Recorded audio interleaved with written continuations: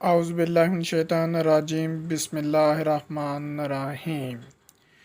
All dear student अस्सलाम वालेकुम। इसी तरह अगर मैं बिल्कुल अपना कट टूल का यूज़ करना चाहता हूँ तो इसके ऊपर मैं बाकायदा क्या करता हूँ कि उसके लिए मैं डिज़ाइन बना देता हूँ। डिज़ाइन बनाने के लिए सिंपल मैं ये सिलेक्ट करता हूँ क्रिएट स्केच करने के बाद सिंपल मैं इधर से एक सर्कल लेता हूँ।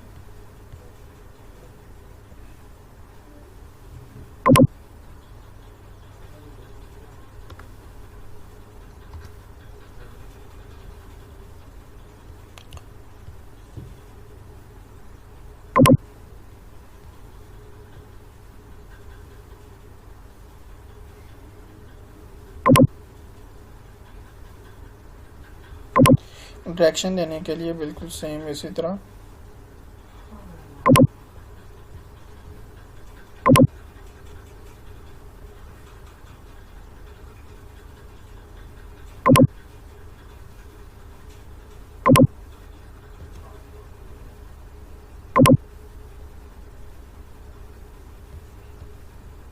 इधर से मैं रेक्टेंगुलर पैटर्न सेलेक्ट करता हूँ। ज्योमेट्री, ये रेक्टेंगुलर पैटर्न आपने पहले भी यूज़ किया हुआ है। इधर से मैं पैटर्न सेलेक्ट करता हूँ और इसी तरह डायरेक्शन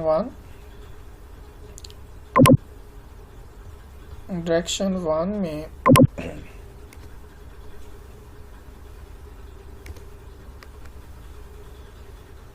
2 मिलीमीटर,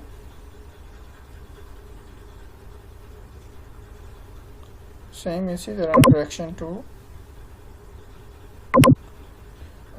टू में बिल्कुल मैं क्या करता हूँ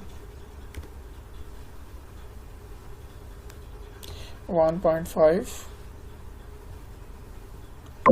और नंबर ऑफ सर्कल में कर देता हूँ 5, 6, 7, अप्रॉक्सीमेटली 6 ही बेहतर है, 6 कर देता हूँ। ओके, फिनिश स्केच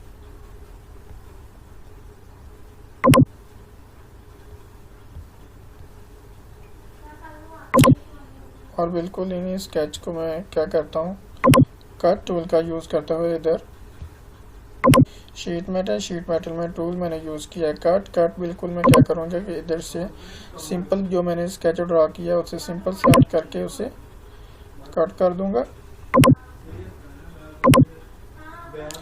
उन सबको मैं सिलेक्ट कर देता हूं जो मैंने उसकी ज्योमेट्री ड्रॉ की थी। बिल्कुल ज्योमेट्री ड्रॉ करने के बाद उनको सिंपल मैंने सिलेक्ट करना है। सिलेक्ट करने के बाद इसी तरह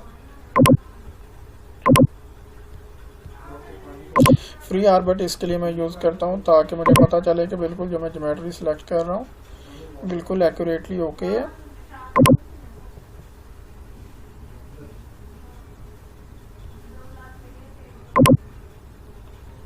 इसमें डायरेक्शन दे देता हूँ ओके।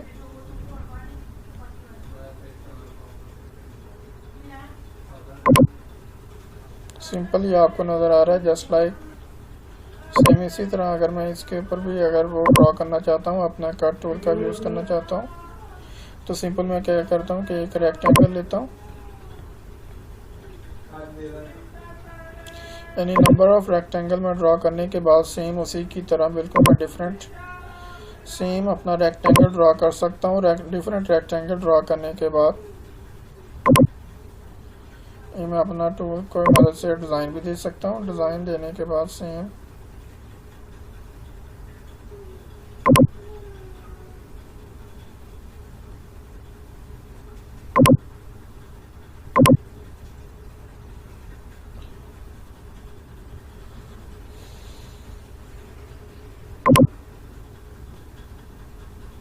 ओके, फिनिश स्केच करने के बाद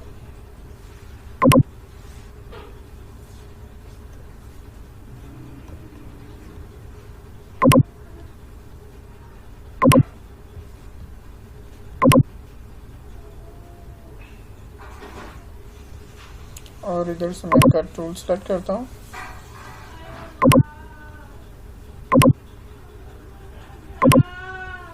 कट टूल यूज़ करने के बाद ओके, ये मैंने कट टूल का इस्तेमाल कर दिया और सेम इसी तरह आपको ये डिज़ाइनिंग हमारी टेबल या स्क्रीन के ऊपर जो कि मैंने एक ड्रा की है स्केच, इससे हमने बेसिक टूल जो थे यूज़ हो रहे थे जिसमें कंट्रोल फ्लैंज था, ठीक है, फेस था, इसके अलावा मैंने कट टूल का यूज़ किया था, ठीक है, एक्सट्रूड टूल का यूज़ कर, ये डिफरेंट टूल हमने इसमें सीख लिए हैं। थैंक यू, बहुत शुक्रिया। ओके, अल्लाह हाफिज़, अस्सलाम वालेकुम। और फोल्ड टूल का यूज़ भी इस्तेमाल कर सकते हैं। How to use a fold tool, तो इसके लिए सिंपल मैंने ये एरिया सेलेक्ट किया है। एरिया सेलेक्ट करने के बाद इधर से मैं ऑप्शन सेलेक्ट करता हूँ क्रिएट स्केच ऑप्शन करने के बाद मैं बिल्कुल सिंपल एक लाइन ड्रा करता हूँ। लाइन जो कि है बिल्कुल एक बेसिक वो काम क्या करेगी कि जस्ट एक फोल्ड टूल का वो काम करेगी। सिंपल मैंने एक लाइन ड्रा कर ली है, ये मेरी लाइन है। राइट क्लिक करता हूँ, राइट क्लिक करने के बाद ओके, फिनिश स्केच करने के बाद सेम इसी तरह मैं क्या करता हूँ कि बिल्कुल ताकि ये फिजिकली आपको नज़र भी आए।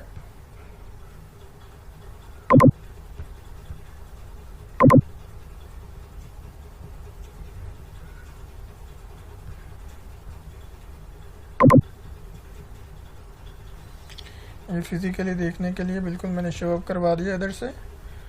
अब मैं इधर से ऑप्शन टूल यूज़ करता हूँ फोल्ड टूल के लिए सिंपल उसका डायलॉग बॉक्स हमारी स्क्रीन पे शो हो जाएगा। सबसे पहले ऑप्शन नज़र आता है बेंड लाइन, जो हमने एक स्केच ड्रा किया था बिल्कुल मैं बिल्कुल उस लाइन को सिलेक्ट करता हूँ।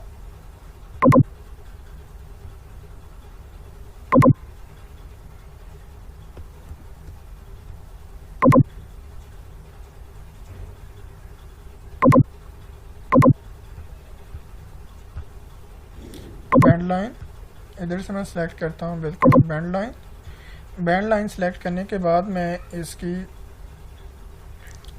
इधर से फ्लिप कंट्रोल में बिल्कुल एरिया हमने उसे बेंड कौन सा करना है ये भी हम मूव करवा सकते हैं। सेम इसी तरह मैं फ्लिप अपना जो ऊपर को करना है फ्लिप डायरेक्शन देनी है हमने, इसको हमने ऊपर की तरफ करना है फोल्ड या नीचे की तरफ फोल्ड करना है, यानी ये हम इसके लिए भी हमारे पास ऑप्शन मौजूद है। बिल्कुल मैं इधर से डायरेक्शन देता हूँ, सेम वो बिल्कुल हमारी स्क्रीन के ऊपर भी नज़र आएगी। मैंने एंगल दिया है 45, ठीक है।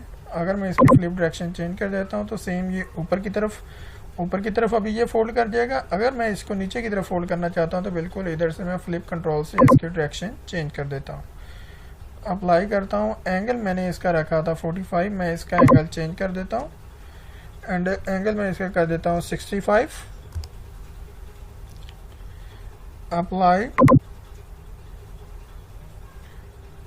और बिल्कुल आपने देखा होगा कि ये वाला एज उसने क्या कर दिया, नीचे की तरफ फ्लिप कर दिया है, अपना फोल्ड कर दिया। और सेम इसी तरह ये हमारे फोल्ड टूल का यूज़ था। थैंक यू, अस्सलाम वालेकुम।